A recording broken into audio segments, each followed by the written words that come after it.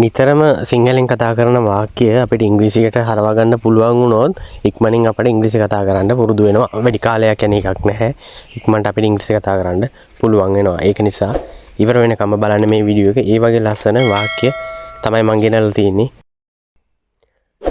අපි ඒක කිව්වේ එකට we said it together.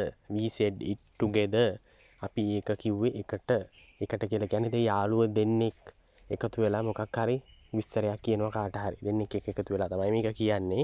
ඉතින් we said it together කියලා කියන්න පුළුවන්. අපි ඒක කිව්වේ එකට. මේකත් නිතරම සිංහලෙන් ඔයාලා කතා කරන වාක්‍යයක් ඉංග්‍රීසියට හරවලා තමයි මේ කියලා තියෙන්නේ.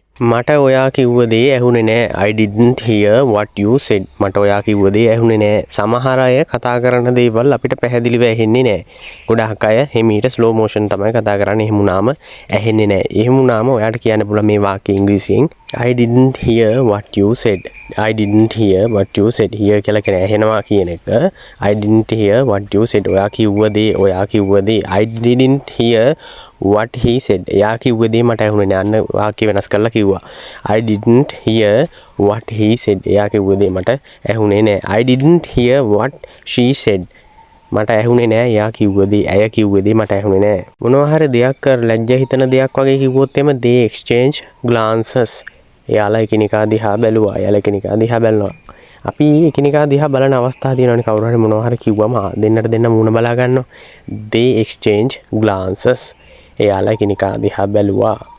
I am very ashamed of myself. මට මම ගැනම පුදුම ලැජ්ජාවක් ඇති වුණා. ඒ වෙලාවේ ඒ විච්ච දේත් එක මට මා ගැනම ලැජ්ජාවක් ඇති වුණා කියලා කියනවා. එහෙම කියනවනේ සාමාන්‍ය සිංහල. ඒක මේ විදිහට තමයි ඉංග්‍රීසියෙන් කියන්නේ. I am very ashamed of myself. I am very ashamed of myself. මට මම ගැනම පුදුම ලැජ්ජාවක් ඇති වුණා. ඊළඟට මම කියන්න හදන්නේ ගොඩක් අය කරන දෙයක්. She turned a deaf ear to my talk.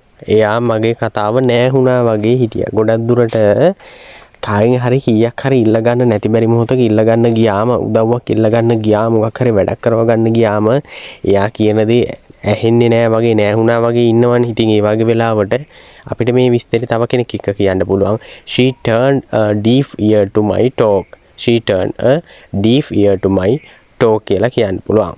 ඊට පස්සේ මම කියන්නේ ඔයාට යන්න එපා කියලා. I advise you not to go. I advise you not to go. මම කියන්නේ ඔයාට යන්න එපා කියලා. මම යන්න එපා කියලා කියන්නේ හේතුවක් ඇතුව ගියා කියලා තේරුමක් නැති නිසා. මම කියන්නේ ඔයාට යන්න එපා කියලා. අපි ඕක වෙනස් කරලා කියමුද? I advise you not to do. මම කියන්නේ ඔයාට කරන්න එපා කියලා. එයා හොඳ යටි ගුල්කාරයෙක්. He is a real cutthroat. එයා හොඳ යටි ගුල්කාරයෙක්. ඔයා දන්නවනේ හොඳටම සමහර අය ගොඩාක් කපටි අය ඉන්නවා. ඒගොල්ලෝ කපටිකමෙන් තමයි වැඩ කරන්නේ. ඒ වෙලාවට අපි කියනවනේ සාමාන්‍යයෙන් අපි ගම්වල වහරට කියනවනේ එයා හොඳ යටි ගුල්කාරයෙක් කියලා. He is a real cutthroat. අපි කොහොමද ඔක පොඩ්ඩක් වෙනස් කරලා වෙන කෙනෙක්ගේ අදහසක් දාලා කියන්නේ? She is a real cutthroat. ඇය හොඳ යටි ගුල්කාරියක්. Saman is a real cutthroat. Saman කියන්නේ හොඳ යටි ගුල්කාරයෙක්. එතකොට අපි කියන්නේ කොහොමද? සුනිල් කියන්නේ නියම යටි ගුල්කාරයෙක්. කපටි මිනිහෙක් යටි ගුල්කාරයෙක් කියලා කියන්නේ. දී යටින් ඉන්දරගෙන යනවා කියන්නේ Sunil is a real cutthroat. I learned that you are going to Middle East. අපි සාමාන්‍යයෙන් කෙනෙක් රට යනවා කියලා ආරංචි වුණාම මෙන්න මේ කතාව අපි කියනවා නේද? I learned that you are going to Middle East. ඔයා මැද පෙරදිග යනවා කියලා මට ආරංචි. කවුද කිව්වේ කියලා එතකොට අහනවනේ. මට ආරංචි ඔයා කොළඹ යනවා කියලා. I learned that you are going to Colombo. මට ආරංචි ඔයා නුවර යනවා කියලා. I learned that you are going to Kandy. අපි කියමුකෝ යුරෝප් යනවා කියලා. I learned that you are going to Europe. ඔයා යුරෝප් යනවා කියලා මට ආරංචි. කෙනෙක් අවවාද දෙනකොට උපදෙස් දෙනකොට කෙනෙක් මුකුත්ම නොකර ඉන්නවනම් එයාට කියනවනේ කම්මැලි වෙන්න එපා. Get off your ass. කම්මැලි වෙන්න එපා. මට සෙලාන් බැංකුවේ ඉතිරි කිරීමේ ගිණුමක් තියෙනවා. බැංක් account එකක් තියෙනවා. account එකක් තියෙනවා කියලා අපි කියනවනේ ඔය කතාව. බැංකුවේ account එකක් තියෙනවද කියවුවම මට සෙලාන් බැංකුවේ account එකක් ඉතිරි කිරීමේ ගිණුමක් තියෙනවා. I have a savings account at Ceylon Bank. මට සෙලාන් බැංකුවේ ඉතිරි කිරීමේ ගිණුමක් තියෙනවා. එතකොට අපි කියන්නේ කොහොමද ලංකා බැංකුවේ ඉතිරි කිරීමේ ගිණුමක් තියෙනවා කියලා? I have a savings account at bank of Ceylon BOC කියන්නේ bank of Ceylon.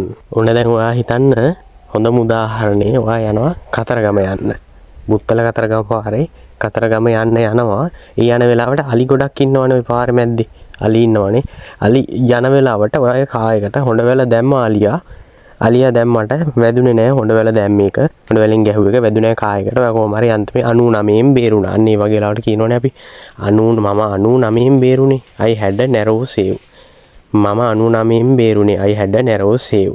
එතකොට අපි කියන්නේ කොහොමද? එයා 99න් ඔහු 99න් බේරුනේ කියලා. He had a narrow save. එයා 99න් බේරුනේ. ඔහු 99න් බේරුනේ. He had a narrow save. අපි කියමුකෝ තාත්තා 99න් බේරුනේ කියලා. Father had a narrow save. Father had a narrow save. මේ සාක්ෂිත් එක්ක තියෙන කතාව මම මේ කියන්න හදන්නේ. අපි නිතර කියලා තියෙනව නේද? කවුරු හරි මගේ පොත් අතක ගා ඉඳලා තියෙනවා. ඒක තමයි මේ හැමතැනම විසිරලා තින්නේ. ඒක පිළිවෙලකට නෑ. මම තිබ්බොත් තියන්නේ පොත් පිළිවෙලකට. කවුරු හරි මගේ පොත් අත ගාලා තියෙනවා. Someone has been fiddling with my books. Someone has been fiddling with my books. කවුරු හරි මගේ පොත් අතක ගා ඉඳලා තියෙනවා. අපි කියන්නේ කොහොමද? මගේ ෆෝන් එක කවුරු හරි අතක ගා ඉඳලා තියෙනවා. මේක මේ ලොක් එකත් අයින් කරලා තිබුණේවත් මේ ඩිලීට් කරලා someone has been fiddling with my phone. කවුරු හරි මගේ ෆෝන් එක අතක ගා ඉඳලා තියෙනවා. someone has been fiddling with my phone. කවුරු හරි මගේ ෆෝන් එක අතක ගා ඉඳලා තියෙනවා කියලා ඔයාට කියන්න පුළුවන් මේ වගේ අවස්ථාවලදී. ඉංග්‍රීසි ඉගෙන ගන්න කෙනෙක් නම් නිතරම කියන දෙයක් තමයි මේක. සමහර ඉංග්‍රීසි වචන මට උච්චාරණය කරන්න අමාරුයි. Some English words are difficult for me to pronounce. සමහර ඉංග්‍රීසි වචන මට උච්චාරණය කරන්න අමාරුයි. ඉංග්‍රීසි ඉගෙන ගන්න කෙනෙක් එපැයි ඔය වගේ දේවල් ඉතින් උච්චාරණය කරන්න අමාරුයි කියලා හරි කියන්න. Some English words are difficult for me to pronounce. අපි කියමුද කොහොමද මේ එක වචනයක් උච්චාරණය කරන්න අමාරුයි කියන කතාව. මේ වචනේ උච්චාරණය කරන්න අමාරුයි කියලා කියන්නේ. This English word is difficult for me to pronounce. මේ ඉංග්‍රීසි වචනේ උච්චාරණය කරන්න මට අමාරුයි. ඉස්යොදලා තියෙන්නේ ඒක වචනයක් නිසා. සමහර අය හොල්මන් චිත්‍රපටි බැලුවම එයාලා දැනදැනම දන්නවා හොඳටම ඒක ෆිල්ම් එකක් කියලා ඒ උනාට බය වෙන අය ඉන්නවා. එයා බයේ ගැහෙනවා. He is quaking with fear. He is quaking with fear. බයේ ගැහෙනවා. fear. එතකොට අපි කියන්නේ කොහොමද? ඇය බයේ ගැහෙනවා. She is quaking with fear. She is quaking with fear. අපි කියනවා අම්මා බයේ ගැහෙනවා මොකක් හරි දැකලා. රණ්ඩුව මේ කෙනෙක්ට පියෙන් අන්නවා මොකක් හරි දැක්ක කියලා එතනකොට ටීවී එකේ හරි ප්‍රවෘත්ති වලට හරි. Mother is quaking with fear. අම්මා බයේ ගැහෙනවා. Mother is quaking with fear. අම්මා බයේ ගැහෙනවා කියලා අපිට ඉංග්‍රීසි වලින් කියන්න පුළුවන්. ওই නිතරම සිංහලෙන් කියන කතාවක්. මේ වීඩියෝ එක අවසන් වෙනවා මේ වාක්‍යයත් එක්කම. channel එක subscribe කරලා තියාගන්න. ඔයාලට මේ වගේ ලස්සන ඉංග්‍රීසි වාක්‍ය ඒ කියන්නේ ඉස්සරහට ඉදිරියට බලන්න නරඹන්න අවශ්‍ය වෙනවා නම් channel එක subscribe කරලා තියාගන්න.